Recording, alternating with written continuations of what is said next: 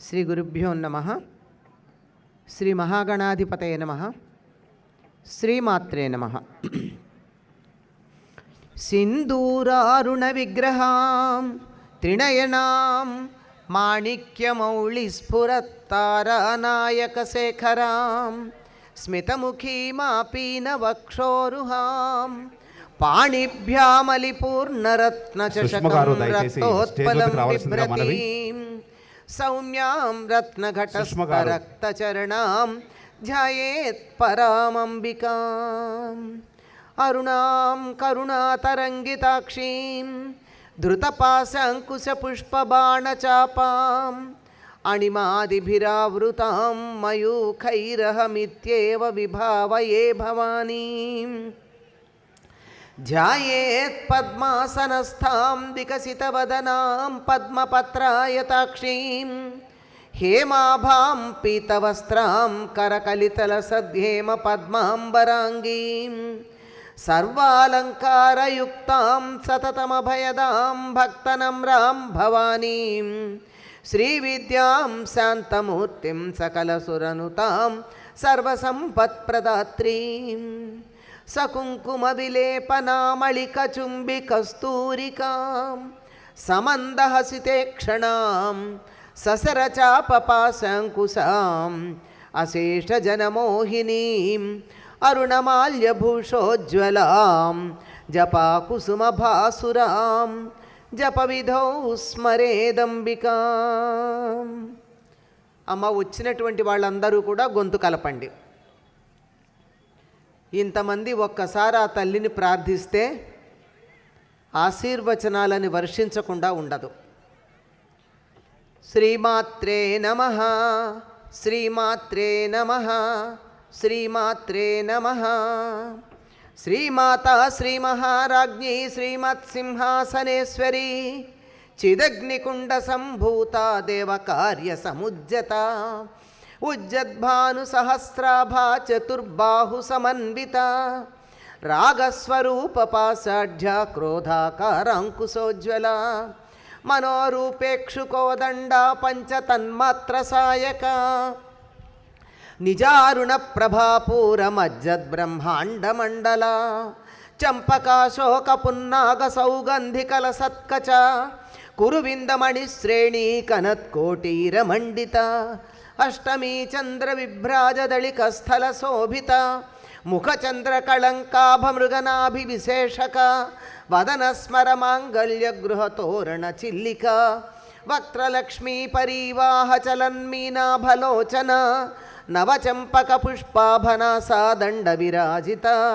తారాకాంతి తిరస్కారినాసాభరణ భాసుర కదంబ మంజరీ క్లుప్త కర్ణపూర మనోహర తాటంకయుగళీభూత తపనోడుపమండల పద్మరాగశిలాదర్శ పరిభావిక పోలభూ నవవిద్రుమబింబ శ్రీన్యకారిరదనచ్చద శుద్ధ విద్యాంకురాకార ద్విజ పంక్తిద్వయోజ్వల కర్పూర వీటికామోద సమాకర్షద్దిగంతర నిజ సల్లాప మాధుర్య వినిర్భత్సిత కచ్చపి మందస్మిత ప్రభాపూర మజ్జత్కామేశ మానస అనాకలిత సాదృశ్య చుబుక శ్రీ విరాజిత కామేశ బద్ధ మాంగళ్య సూత్ర శోభిత కంధర కనకాంగద కేయూర కమనీయ భుజాన్విత రత్నగ్రైవేయ చింతా కలోల ముక్త ఫలాన్విత కామేశ్వర ప్రేమ రత్నమణి ప్రతిపణస్తని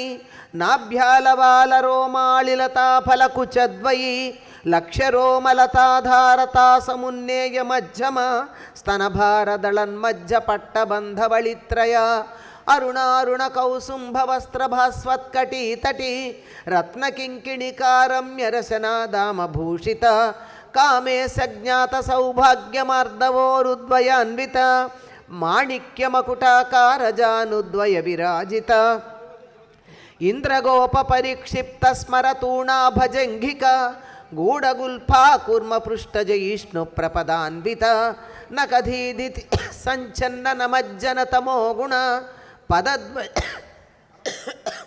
పదద్వయ ప్రభాజాల పరాకృత సరోరుహ సింజానమణిమంజీరమండిత శ్రీపదాంబుజ మరాళీ మందగమనా మహాలావణ్య సేవది సర్వారుణానవద్యాంగీ సర్వాభరణభూషిత శివకామేశ్వరాంకస్థ శివాస్వాధీనవల్లభ సుమేరు శృంగమధ్యస్థ శ్రీమన్నగర నాయిక చింతామణి గృహాంతస్థ పంచబ్రహ్మాసనస్థిత మహాపద్మాటవీ సంస్థా కదంబవనవాసిని సుధాసాగర మధ్యస్థ కామాక్షి కామదాయిని దేవర్షిగణ సంఘాతస్తూయమానాత్మవైభవ భండాసురవధోద్యుక్త శక్తి సేనా సమన్విత సంపత్కరీ సమారూఢ సింధురవ్రజ సేవిత అశ్వారూఢాధిష్ఠితాశ్వకోటికోటిభిరావృత చక్రరాజరథారూఢ సర్వాయుధ పరిష్కృత గేయచక్రధారూఢ మంత్రిణీ పరిసేవిత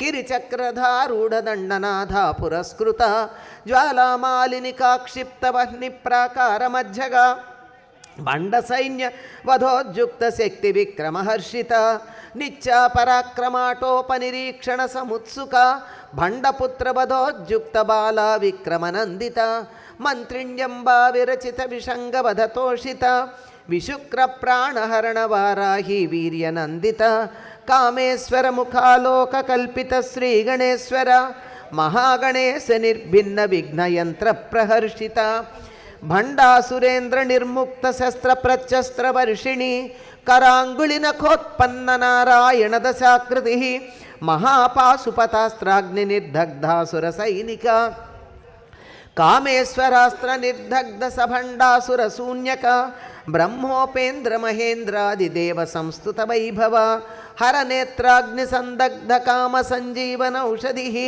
శ్రీమద్వాగ్భవకూటైక స్వరూపముఖ పంకజ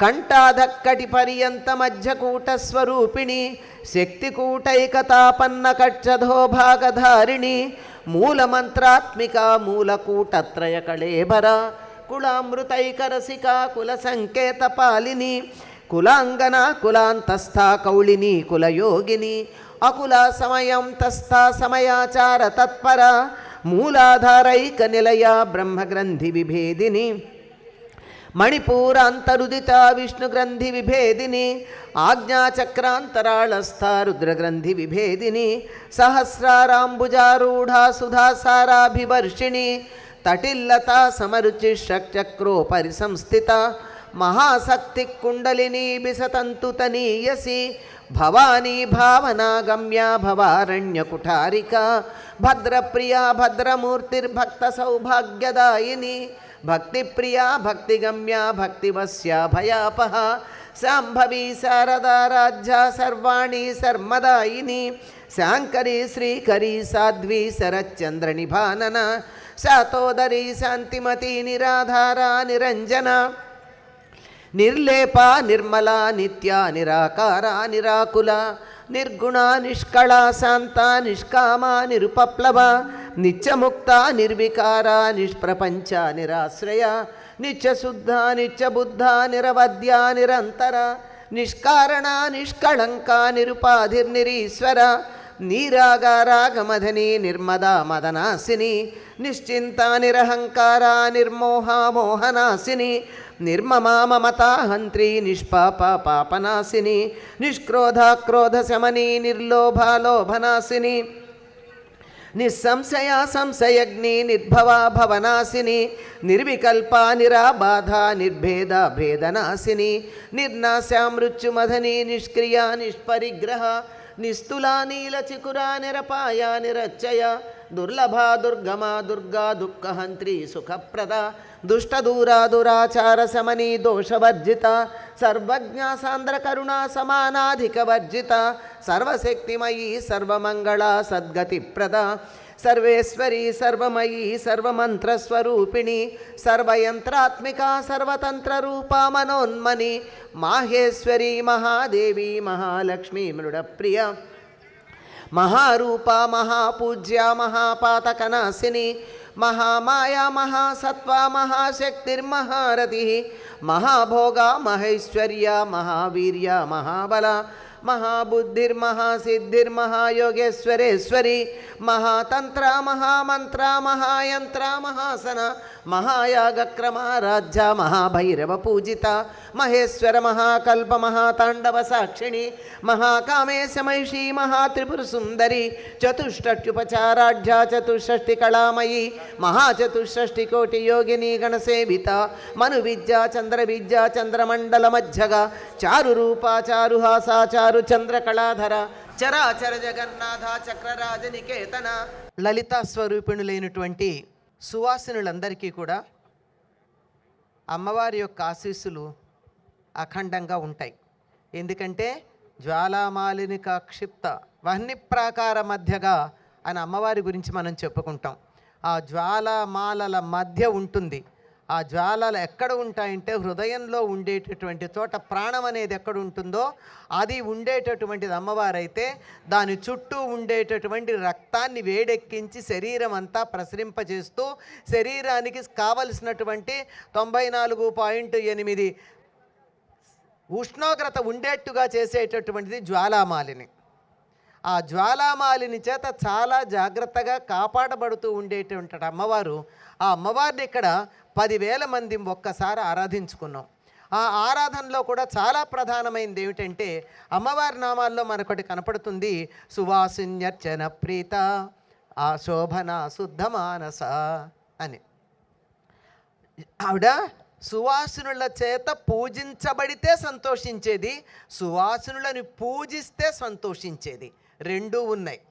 ఆశోభన శోభంతా మొత్తం ఎక్కడ ఉన్నటువంటి శోభంతా చిట్ట చివరి దాకా ఉండేటటువంటిది, ఆద్యంతం తీసుకొచ్చేటటువంటిది. ఎవరు సువాసినులు అంటే మంచి వాసనలు కలిగినటువంటి వారు.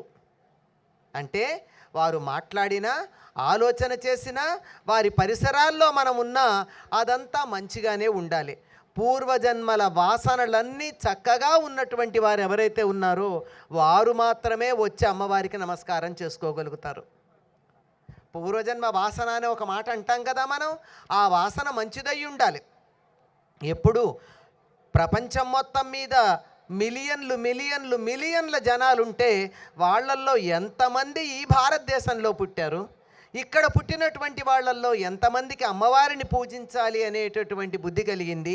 అసలు ఆస్తిక్య బుద్ధి ఉన్న వాళ్ళందరూ అందులో జగన్మాత పాదాలు పట్టుకోవాలనేటటువంటి ఆలోచన కలిగిన వాళ్ళెవరు? ఇలాంటి వాళ్ళు కలగాలి అంటే, ఈ ఆలోచన కలగాలి అంటే పూర్వజన్మ వాసన ఉండాలి. ఆ వాసన చక్కగా ఉన్నటువంటి వారు సువాసినులు.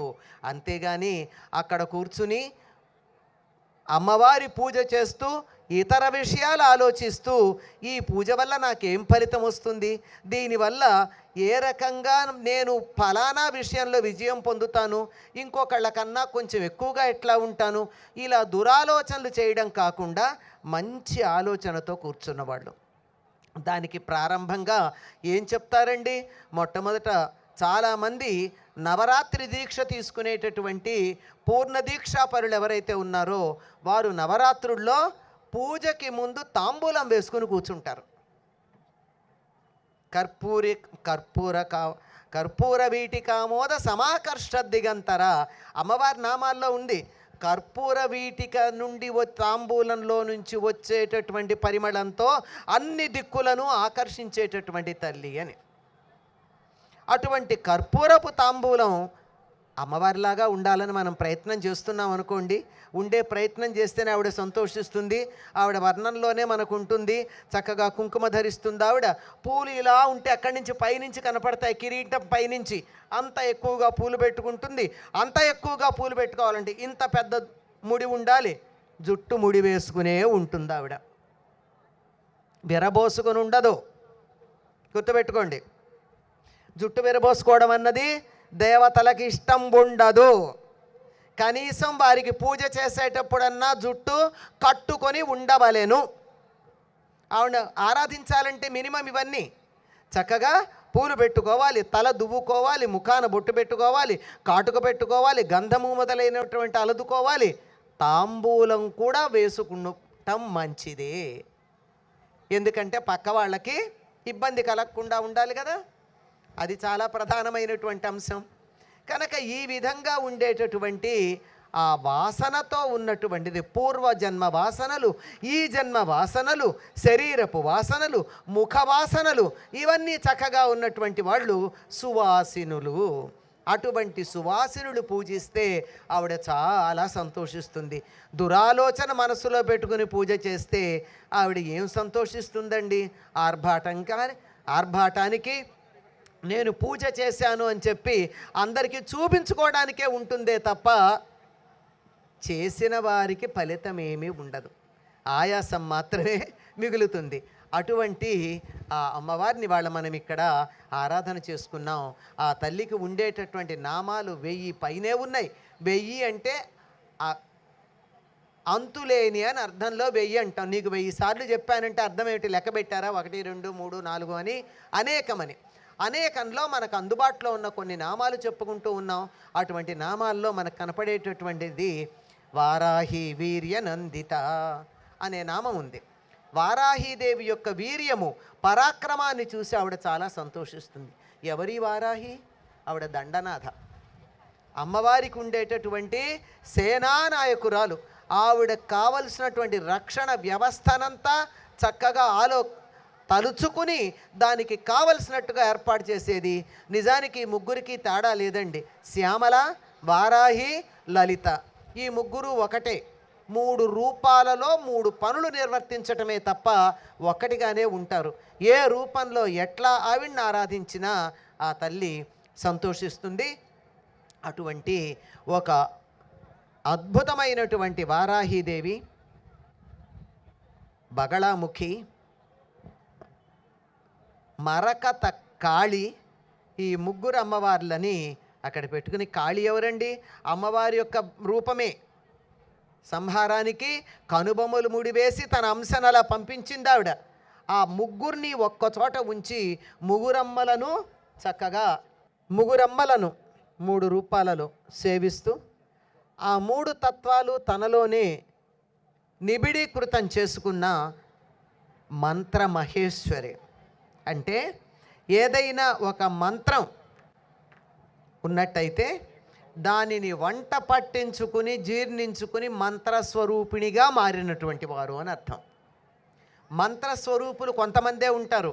మంత్రం నోటితో చదివితే కాదు, చదివినది మనసుకి ఎక్కడం మాత్రమే కాదు, ఆ తర్వాత ఆత్మగతమై మంత్రానికి తనకి తేడా లేనట్టు, ఆ మంత్రం సాక్షాత్కరించినట్టుగా కనపడేటటువంటిది, మంత్రం మూర్తీభవించినట్టుగా ఏర్పడినటువంటి మంత్రస్వరూపిణి. ఆ మంత్రం స్వరూపాన్ని తాను ధరించిన తర్వాత ఈ మంత్రం అన్నీ కూడా మనకు కనపడే మంత్రాలు చాలా వరకు, ఎక్కువ భాగం చెప్తున్నా, మానవులకి ఇక్కడ ఉపయోగపడి పైలోకంలో మోక్షాన్ని ప్రసాదించేటటువంటివన్నీ స్త్రీ రూపంలో ఉన్నటువంటి దేవతా శక్తులే. శక్తి అంటేనే స్త్రీ కనుక ఆ స్త్రీ శక్తి ఎటువంటిది అనే దాన్ని అందరికీ తెలియచెప్పడం కోసం శ్రీపీఠాన్ని వారు స్థాపించారు. శక్తి అన్నా స్త్రీ అన్నా ఒకటే, మళ్ళీ పర్యాయ పదాలు వాడక్కర్లా. స్త్రీ శక్తి అని అక్కర్లేదండి. స్త్రీ శుభప్రదమైన చెప్పుకున్నారు, శక్తి అంటేనే స్త్రీ కనుక స్త్రీ శక్తి పీఠాన్ని స్థాపించి స్త్రీల యొక్క శక్తి ఏదైతే ఉందో దాన్ని మరింతగా పెంపొందింప చేయవలసినటువంటి వచ్చింది. ఇప్పుడు ఒక 1100 సంవత్సరాల క్రితం వరకు ఈ దేశంలో స్త్రీలు చక్కగా చదువుకున్నారు, వారు గురుకులాలకు వెళ్ళారు, వారు చేసినటువంటి సాధనలు ఇటువంటివి కాదు. అనేకమైన రాజకీయ, ఆర్థిక, సామాజిక కారణాల వల్ల కొంతవరకు ఇంటికి పరిమితమైనటువంటి సందర్భంలో ఈ దేశానికి ఉన్న ఔన్నత్యం కొంత ప్రపంచవ్యాప్తంగా తగ్గటం జరిగింది. మళ్ళీ అంతటి శక్తి కావాలి అంటే ఏం చెయ్యాలి? శక్తినే ఆరాధించాలి. శక్తి అంటే ఎవరు? ఇప్పుడు ఇందాకే చెప్పాను, శక్తి ఈజ్ ఈక్వల్ టు స్త్రీ. శక్తి ఆరాధన అంటే స్త్రీలని మళ్ళీ మీరు శక్తివంతులని గుర్తు చేసి శక్తిని మళ్ళీ మనకి ఉద్బుద్ధం చేయడం. ఇది ఇక్కడ ప్రారంభమయ్యిందో అదే సమయంలో దరిదాపుల్లో అదే కాలం అనుకుంటాను, 11 ఏళ్ల క్రితమే అనుకుంటా ఇది ఇక్కడ ప్రారంభమైంది. అదే సమయంలో స్త్రీ శక్తిని ఆరాధించే ప్రభుత్వం కూడా వచ్చింది మనకి. అర్థమైంది కదండి. అన్ని ప్రధానమైనటువంటి అంశాలలోనూ స్త్రీలకే ప్రాధాన్యం ఇస్తూ వారే సరైనటువంటి నిర్ణయాలు తీసుకోగలరు, వారే తమ శాఖలని దేశాన్ని కూడా చక్కగా నడిపించగలరు అనేటటువంటి నిర్ణయాలు తీసుకోవడం కేంద్ర స్థానంలోనే కనపడుతూ ఉంది. ఆపరేషన్ సింధూర్ తెలుసు, ఆడవాళ్ళు మాత్రమే అందులో పాల్గొన్న సంగతి తెలుసు. ప్రపంచానికంతా భారతదేశం యొక్క స్త్రీ శక్తి ఏమిటో తెలిసింది. వారాహి స్వరూపులండి వాళ్ళందరూ, మామూలా ఒక్కొక్కళ్ళును. కనుక అటువంటి దానికి ఇక్కడ పునాది వేసినటువంటి మాతాజీ రమ్యానంద భారతి గారు.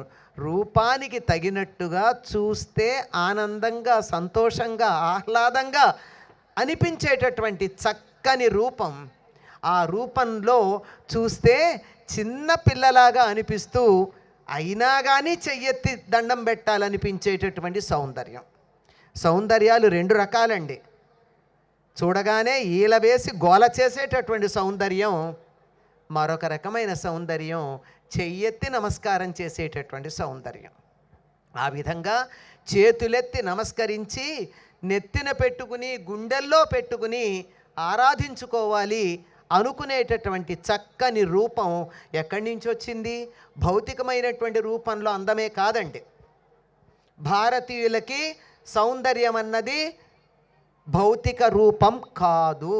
It is not skin deep, ఆంగ్లంలో చెప్పినట్టు. It's not skin deep, it is ఆత్మగతం. ఆత్మ ఎప్పుడైతే సుందరంగా ఉందో రూపం సుందరంగా ఉంటుంది. అటువంటి సుందరమైన ఆత్మను తాను కలిగి ఉండి అది వ్యక్తమవుతుంటే అందంగా అందరికీ కనపడుతూ ఇక్కడ ఉన్నటువంటి అనేక మందికి చక్కని మార్గనిర్దేశనం చేస్తూ వారందరూ సవ్యమైన దారిలో నడిచేటట్టుగా గురుస్థానంలో ఉండి, గురువు అంటే నడిపించేవాడని అర్థం, గురుస్థానంలో ఉండి ఇంతమందిని ఉద్ధరిస్తూ ఉన్నందుకు వారికి తప్పనిసరిగా స్త్రీలోకం ప్రధానంగా యావత్ భారతదేశం కూడా నమస్కారం చేసుకోవాల్సినటువంటి అవసరం ఉంది. ఎందుకంటే దేశం ఉద్ధరించబడాలి అంటే, సమాజం బాగుండాలి అంటే తప్పనిసరిగా స్త్రీలు చక్కగా ఉండాలి. మగవాళ్ళు ఎట్లా పోయినా పర్వాలేదండి, కోపం తెచ్చుకోకండి. ఎందుకంటే వాళ్ళు చెట్టు కొమ్మల్ లాంటి వాళ్ళు ఎట్లయినా పోతూ ఉంటారు. స్త్రీలు వేళ్లల్లాంటి వాళ్ళు, పాదుకుపోయి కొమ్మలకి కూడా బలం ఇచ్చేటటువంటి వాళ్ళు, కనపడకపోయినా శక్తి ప్రదానం చేసేటటువంటి వారు. కనుక ఎక్కడ ఇవ్వాలో శక్తిని అక్కడ ఇస్తున్నారు. చెట్టు బాగుండాలంటే కొమ్మల మీద నీళ్లు పోస్తే సరిపోదు, వేళ్ళకి నీళ్లు పోయాలి. ఆ పని చేస్తున్నటువంటి మాతాజీకి దేశమంతా కూడా కృతజ్ఞతలు చెప్పవలసినటువంటి అవసరం ఉందని చెప్తూ నాకు ఈ 2 మాటలు మాట్లాడే అవకాశం ఇచ్చినందుకు మాతాజీకి